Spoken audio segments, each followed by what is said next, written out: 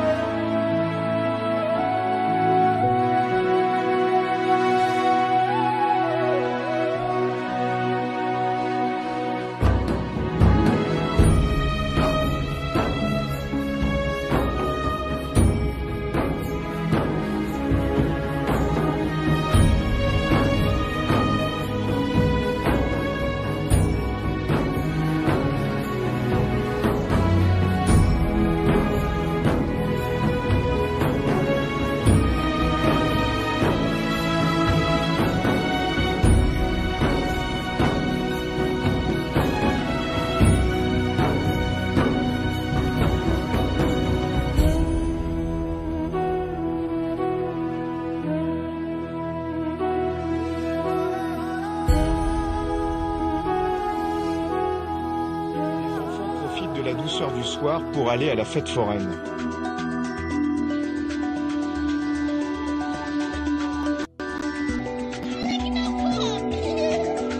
Ils s'amusent de voir des étrangers à Tripoli. Il y a 3 ans, ils avaient entendu parler de Nicolas Sarkozy et de la France. Ils pensaient voir arriver des Occidentaux par milliers.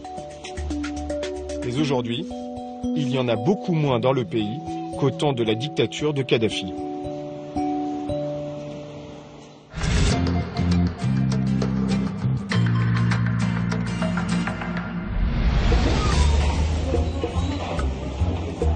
Alors, nous sommes-nous trompés? Nous avons choisi d'écouter les arguments de Michel Colomb, un essayiste belge qui travaille sur les questions de désinformation. Il n'est pas surpris par le chaos d'aujourd'hui. Pour lui, le soutien à la population libyenne n'était qu'un prétexte. Dans cette affaire libyenne, il y a une version officielle. La coalition internationale est intervenue pour protéger la population de Benghazi qui était agressée par les soldats de Kadhafi. C'est une version que vous contestez? Vous savez, à chaque guerre, il y a le phénomène des armes de destruction massive, c'est-à-dire le prétexte, le média mensonge pour justifier l'entrée en guerre et cacher les véritables buts. Mais où est le mensonge là? Sur la Libye, j'y étais, j'ai mené une enquête et en fait, on a dit, c'est Al Jazeera qui a lancé en premier. Al Jazeera, je rappelle, c'est la télé de l'émir du Qatar, grand amateur de gaz dans le monde, et elle a lancé Kadhafi bombarde les manifestants. Puis après, ils ont aussi lancé Kadhafi fournit des conteneurs de Viagra pour violer en masse la population. Il y a eu des enquêtes d'Amnesty et d'organisations des droits de l'homme financées par les États-Unis ou très proches ou tout à fait anti-Kadhafi qui ont dit rien de tout ça n'a existé. Et donc, il y a eu des enquêtes aussi d'anciens des services secrets français qui disent c'est une affabulation, c'est une invention. Mais toutes les équipes de reportage qui sont allées sur le terrain, qui ont constaté des combats autour, par exemple, des champs de pétrole de Ras Lanouf, où il y avait bien des combats entre les troupes de Kadhafi. Des combats, c'est pas la même chose que des manifestations pour la démocratie et Kadhafi qui les bombarde. Ça n'a pas existé. Donc vous dites que c'est un prétexte qu'on a utilisé pour... Mais ce qui est intéressant en Libye, c'est le pétrole. Or, Kadhafi avait dit qu'il en avait un peu marre de se faire rouler par les multinationales des États-Unis et de la France, qu'il allait porter sa participation de 30 à 51%, qu'il allait se tourner un peu plus vers la Chine également. Les réserves de gaz de la Libye sont très importantes et ça s'était convoité par le Qatar. La Libye avait un trésor de guerre avec le revenu pétrolier qui était accumulé notamment aux États-Unis et qu'on a commencé à voler 2 ans avant la guerre.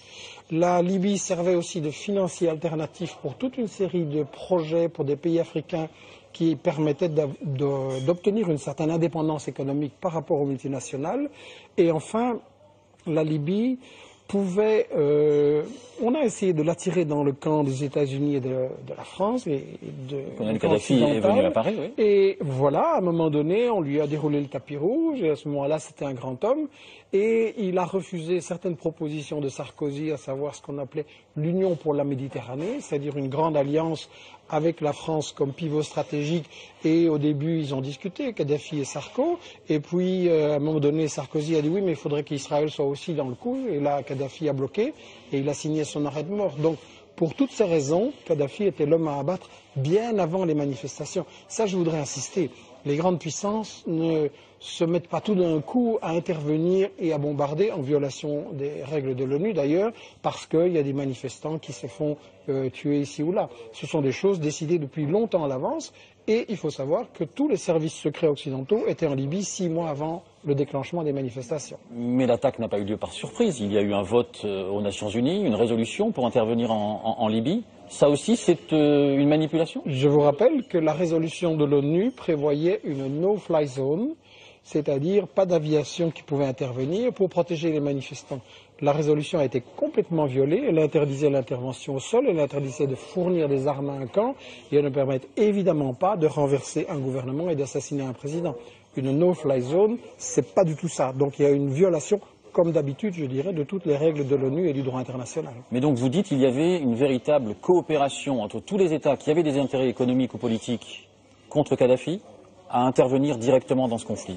Coopération avec des nuances. Les plus en pointe étaient la France, la Grande-Bretagne, les États-Unis. Et quand vous lisez la presse en Allemagne ou en Italie, ou quand vous trouvez les confidences des services secrets italiens ou allemands, vous remarquez qu'ils disent pique-pendre sur l'intervention française, et ils disent que c'est uniquement pour les intérêts économiques français. Donc c'est à la fois une guerre contre Kadhafi, à la fois une guerre contre l'unité des pays arabes et des pays africains, dont Kadhafi était un grand partisan. C'est à la fois une guerre aussi contre certaines puissances en Europe qui avaient des contrats avec Kadhafi, je pense à l'Allemagne et à l'Italie, pour en mettre d'autres à la place. Finalement, c'est une guerre pour les contrats. Est-ce que ce qui se passe pour la Libye est pour vous une sorte de règle d'or de tous les conflits? Il y a toujours des raisons autres qu'humanitaires pour intervenir dans un pays? Est-ce qu'on peut généraliser? Absolument. Écoutez, quand vous constatez qu'on est intervenu depuis 20 ans, soi-disant pour aider les populations en Irak, en Afghanistan, en Yougoslavie, en Libye, en Syrie, et je pourrais continuer la liste, et que partout, la situation des populations est beaucoup plus grave qu'avant. Je veux dire, c'est une catastrophe dans tous les pays où on est allé, soi-disant apporter le bien-être. On ne peut pas faire mal son travail et avoir pour autant des objectifs nobles, c'est ça que vous nous dites? Si vous croyez que les États-Unis font la guerre, et la France, pour la démocratie, je me demande pourquoi on soutient les pays dictatures dans le monde. Si vous me dites que c'est pour arrêter des terroristes, je me demande pourquoi on les a financés. Si vous me dites que c'est pour empêcher des armes de destruction massive, je voudrais savoir pourquoi les États-Unis et la France les filent à tous leurs petits amis, et pourquoi les États-Unis sont la puissance qui a le plus utilisé les armes nucléaires, biologiques et chimiques.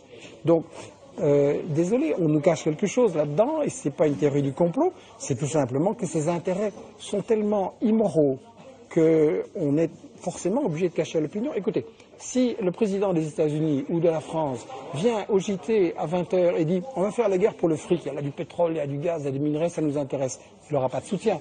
Donc il est obligé de raconter des histoires pour endormir les gens. Désolé, on nous cache quelque chose là-dedans, et ce n'est pas une théorie du complot, c'est tout simplement que ces intérêts sont tellement immoraux qu'on est forcément obligé de cacher à l'opinion. Écoutez, si le président des États-Unis ou de la France vient au JT à 20h et dit « on va faire la guerre pour le fric, il y a du pétrole, il y a du gaz, il y a des minerais, ça nous intéresse », il n'aura pas de soutien. Donc il est obligé de raconter des histoires pour endormir les gens.